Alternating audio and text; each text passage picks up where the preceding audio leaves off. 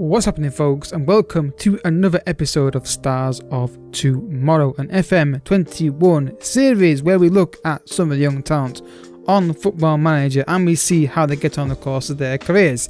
These are all players that are suggested by you guys in the comments section. To get your player in the series, all you've got to do is follow the rules, I should say, of the series. Check out the playlist, make sure that player has not been done already. Also, down in the description, there is a link to the Google document which is updated every evening around between 9 and 10 o'clock. That's 9 o'clock updated, and that gives you the current schedule, what's coming up. So you can also check if the player has been requested and he's on his way to being reviewed, and also leave as much info down below as you can on the player. You know, the usual stuff: position, name, age, all that kind of stuff. So don't forget, also hit like on the video, subscribe as well for daily content from Football Manager. And today's player is Josko Gvardiol. Josko, I'm gonna call him, or Josko, whatever I pronounce it. This is a guy who we're familiar to people on the series from last year. He was a player that we looked at before, and I was very impressed. So I'm gonna see how he goes on this time. So obviously he's on loan at the moment from Leipzig back at Dynamo, so we can't do a transfer fee because there's no point. You can't sign for a season.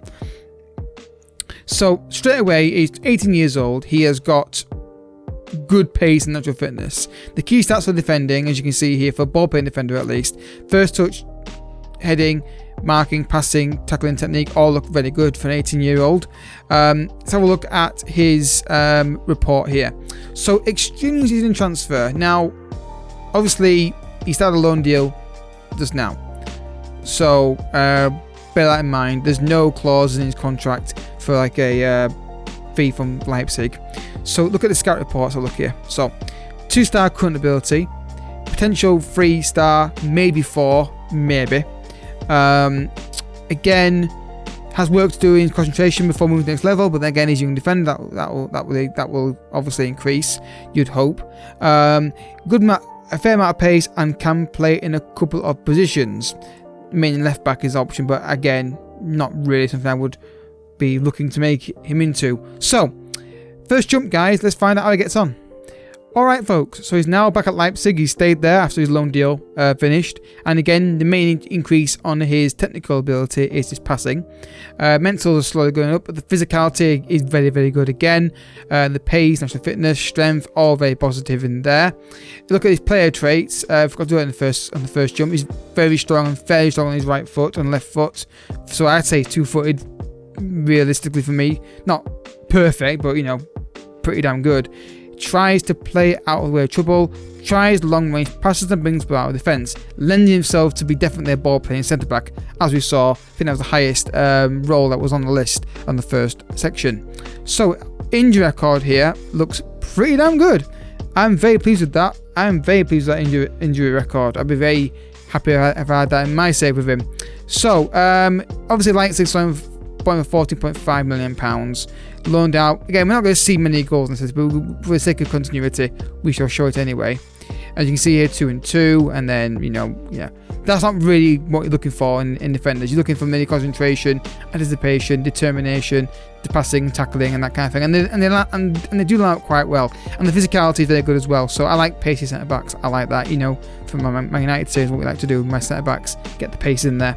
So yeah, looks very good. Any contract information? Yes. So in case you do, I'm not sure how this would happen in your saves, but minimum release clause of £64 million. Not necessarily happen in your game. Every game is different, but that's just to give you an idea. If possible, they'll put a release clause in his contract down the line. So another jump. Let's go. And again, as you can see here, he's very solid in the technical department on the heading, long throws, which is interesting, passing, tackling, good determination, good anticipation, and concentration not terrible either. Obviously you can maybe do work on that. Physically still pretty stable as well. Yeah, I mean, let's look at the player traits. Anything new on there? Nothing new on that aspect of his game. Injury record, again, one serious injury there. How classes a 4-month injury, broken foot. Apart from that, nothing there standing out as like a big concern for me. I realise now I'm looking at the webcam. It ain't on, mate. don't keep looking at it. Pause that a bit. Again, we'll do this for the sake of argument. He's played a lot of games, so that's the one we're looking at mainly here. We're not looking at goal and assist. So that would, obviously, if you were to play, you look at the heading, determination, anticipation, maybe set pieces could be a threat from them. I don't know what actually you look at for set piece scoring, but off the top of my head. But no, this guy is, I think, very, very good. The only issue I've got is he hasn't moved club, so we can't get an idea for the fee. But you can see here that, okay, then they've now lowered that fee to £35 million.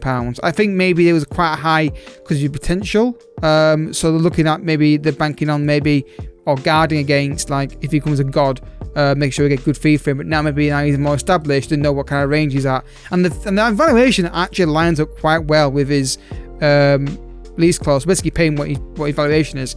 Slightly more, obviously, but, I think it's a reasonable fee for this defender. I don't think it's, based on the current market, I think it's a reasonable fee. And as we've seen before on other reviews, you can negotiate an installments-based deal on that release clause. At least you could on the previous review. So yeah, we're good at another jump, guys. But I just want to see if his mental's increased mainly when he gets like 30 years old. All right, and as you can see here, pretty stable throughout his whole career, 30 years old. I don't think we need to go any further than this, really. At this point, you're going to see drop-offs in the physical and maybe technical, maybe. Not always, but sometimes. Contract clause down now to 49, up and down a little bit. So let's say around 48 million, 50 million pounds you'd have to pay to get my Leipzig based on this review anyway. Obviously, every game is different, like I said. Injury records, have a look here. In the latter part of his career, looking at this top screen bit here. Pretty damn good. Nothing there really worrying me across the board. Career stats, you can see he got plenty of football. He got actually a few assists, actually. Then again, that does line up quite well with the 5 assists there. So yeah, if you're playing a counter-attacking football or you get counter-attacked and he's got long-range passes and passing technique is good, there's a possibility that you could get good balls in behind to your wingers who get assists or to strikers who score the goals. So not to say you won't bank on that, but it's definitely a possibility based on what we're seeing here. So yeah, nice solid player. I don't think he's developed physically as well as the previous year. I did one run through because I looked at the stats and thought, you know what, he's not been terrible. He's played a lot of games as well. So the criteria I look at, guys, when I do these reviews now is, did he play a lot of games? If he did at a decent level, then I take that review as it is. If he didn't play a lot of football, early on, I'll do a second run through, because otherwise, if he plays a lot of football, that's a fair crack at developing, and I think that's just the way of getting through the series a bit quicker rather than spending longer to get the videos out. But obviously, if I see a big injury early on, for 4 or 5 months in the first 2 years, or the first jump I do, I will then say, you know what, that'll just restart again to give a new crack at it, because it could be unfortunate what that happened. You know what I mean? So we do 2 run-throughs maximum, just so we can give players 2 cracks at developing.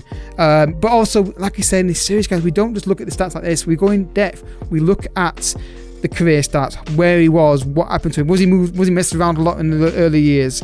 We try and find reasons as to why, then we obviously extrapolate what could happen. I always say you guys will get more out of him than the AI does.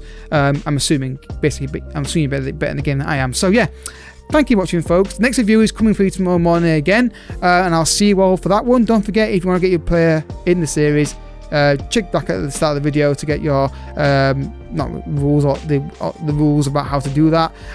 If you want to message me on Twitter or Discord, you can do that as well. If you're worried about submitting a player, I know some people, if you want to say, can I put his player in or not, or what's or if you have any questions about this series, about anything you want to see differently done, or you got a question about your player, or anything you want me to, anything about it, you want to get in touch with me, my DM's always open for people, and do just be respectful and that kind of thing.